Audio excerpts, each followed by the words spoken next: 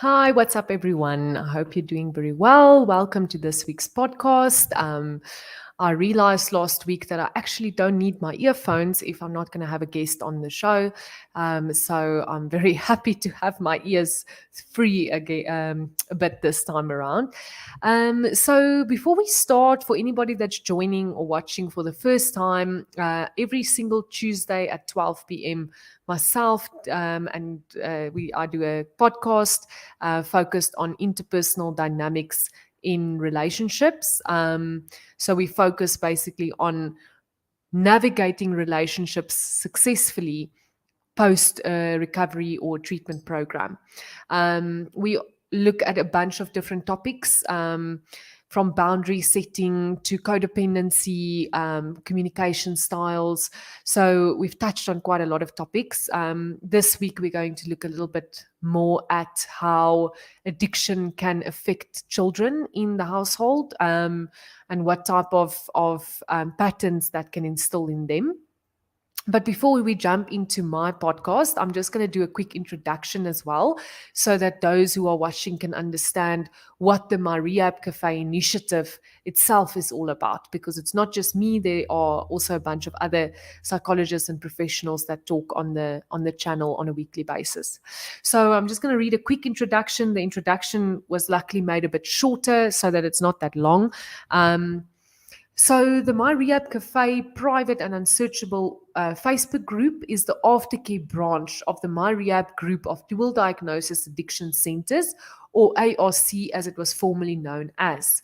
The MyRehab centers are private inpatient drug and alcohol rehab centers that offer high quality healthcare with high quality outcomes.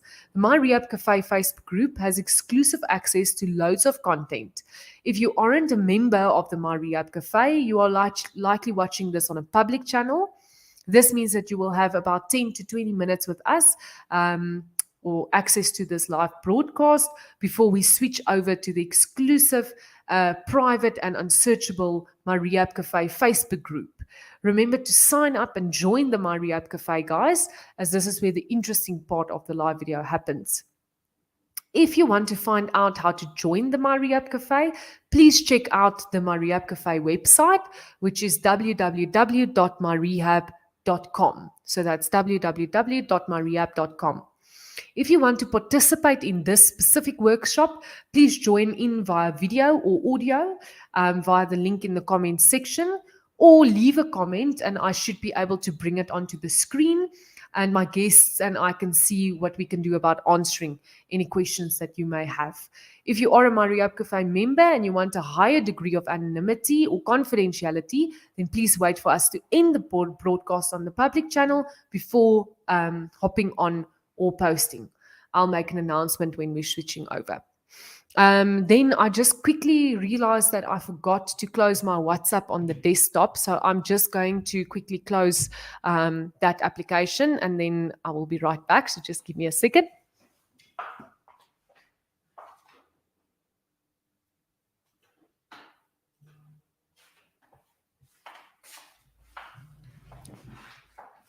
All right. So basically, like I said, today we will be talking about how family actually affects children. I think that's an extremely important topic because I often have patients who want to understand how to communicate with their children regarding their struggles. They want them to be able to understand what they're going through, what to look out for.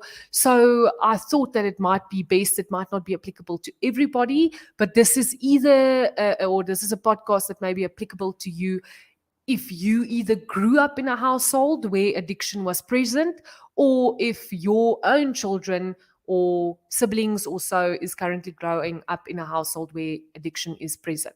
So I think I always say to the patients that, children, obviously we underestimate children of all ages. Children are often a lot more vocal and they'll be able actually to tell us what they're experiencing, what they understand from everything and what their opinions are.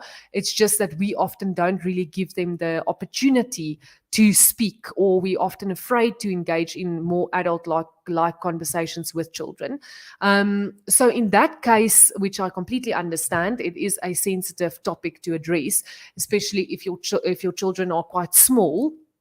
It might be important to look out for some of the following signs or clues that you might have seen. The worksheet we will work on a little bit later when we switch over to the private group. But just in general, I think some of the things that a lot of children that I've worked with have told me, or the parents have picked up on, is that there is definitely a shift in their emotional well-being. And that might seem very broad, but at the end of the day, children often reflect what they are experiencing through their moods and through their feelings and emotions. I would cluster it into the three main emotions, which is firstly that some children become very aggressive. So because they are frustrated and they feel scared, maybe they feel maybe that they have a lack of control, they often revert to kind of an aggressive nature. That might not be that they are physically or verbally aggressive to a parent or, an elderly person, but they might take that out on their peers. So children might get into fights, or they might start backchatting, becoming, adopting quite a defiant attitude. And at the end of the day, I think there's just in general kind of a disregard for manners and respect. And I think a lot of the children that I've worked with have said to me, but, if I see my parents not engaging in a respectful manner with one another, so I don't understand why I need to be respectful. So, and obviously that can sometimes come in with cursing inappropriately or things like that. Some children are not aggressive in nature. They're not overt.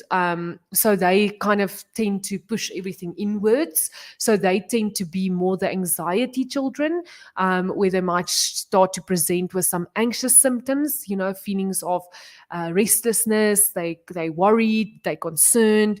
They will also voice those concerns a lot of the time. You will also see them struggling to sleep, maybe, or even struggling to eat properly. They struggle to concentrate, specifically on their school. They seem very distracted. A lot of the parents have told me, with sports, and so the child was phenomenal in sports, and suddenly they're very easily distracted and they get benched all the time. And that might be, like I said, more the anxious child that's sitting with a lot of uncertainty, a lot of insecurity, and turning a lot of those emotions inwards. And then you get children that tend to gravitate more towards the depressive kind of state, where they become really quite depressed. And I think even a couple of years back, the general stance in society was that children can't be depressed, because what do they have to be depressed about? So parents would often tell me, but depressed, how can my 11-year-old or 5-year-old even be depressed? At the end of the day, they don't have anything to worry about. Or how can they be this anxious? They don't have to worry about finances or work or, relationships. And at the end of the day, they often then slip kind of underneath the radar. So the depression, I think, can play out in several different ways. That can also be that you can see a stark change in your child's appetite, that they start eating way too much or very, very little. That they also, like I said, then basically start to struggle with sleep. So they also might sleep way too much or very little. Often we see a drop in their performance. So they suddenly start doing a bit poor at school or academically, or even because children can also be adult children, so we can have parents that are more, going to an elderly age, their children be 18, 19, 20, also struggling at university or in their own work environment. And they will often voice that life is pointless, that they're not enthusiastic about anything. They don't have much. Children generally have quite a immaculate way of seeing the positive in everything, and they always believe the best outcome, like not like us that as adults that often perceives the worst outcome. So that can also signal that the child might be struggling with elements of sadness, and I think that's all important things to note.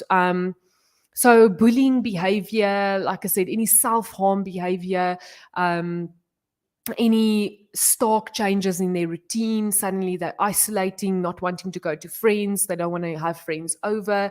So I think you can often see in a child's routine and, like I said, their mood and their behavior, what is actually happening in their inner world, and what they're experiencing on the inside.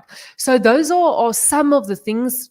I'm definitely not saying that that's going to be present with every child, or that it's a one-size-fits-all approach. I think obviously a person would know one's child best to be able to pick up on these things. But if some of those things are present and they, it's good maybe to have an engagement with that child, and whether that be taking that child maybe to see a psychologist for an assessment, or talking to the school psychologist maybe, or the teacher, even a family member, just so that the child has a neutral, objective party to talk to and to debrief with.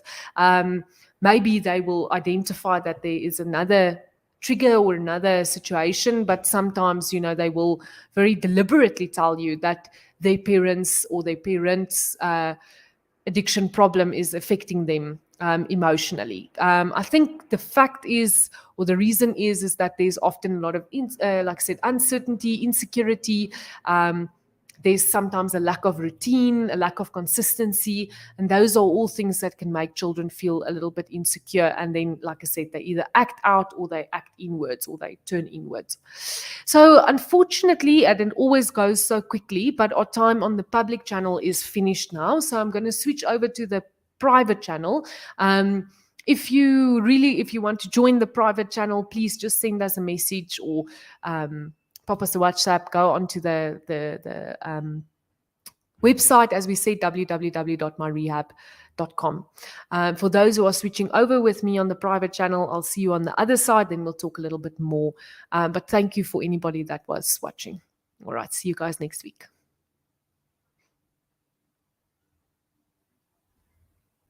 What's up, guys? MyRehab Helper here. I want to tell you about a refreshing approach to a process of self-discovery for anyone that's just left a rehab program for substance abuse issues, or for anyone wanting to engage with a community of others on a journey of self-discovery. The MyRehab Cafe initiative is a thriving community focused on sobriety. You'll find that this group is thriving and full of conversations and discussion on what is working for those who are staying sober. Some members have used 12-step programs and others have never stepped foot into a meeting, but they all have one thing in common. They are serious about quitting drinking and leading a better life. New members often express how friendly, open, and welcoming the community feels, even more than they expected. We achieve this by fostering a community built on trust and fairness, with policies in place and enforce a no jerks allowed policy. We will make a point of getting you plugged in and connected with the community, and all this with the understanding that you want to be here and the expectation that you will put in the effort and participate in the group. Members gain access to recovery resources like worksheets, online lectures, online Q&A sessions, online discussion forums, online workshops, linking with an accountability partner and the MyRehab podcast. In MyRehab Cafe, you'll get advice and tips from members who have been sober for years, from those who have been where you are. They have a tremendous amount of experience to share, but so do you. We have chosen to grow this group slowly, paying attention to who may be a good fit and who may not be. This group may not be for everyone, and that's okay. Those who realize it's not about what you get from the community, but what you can give, are the ones who we see being the most successful.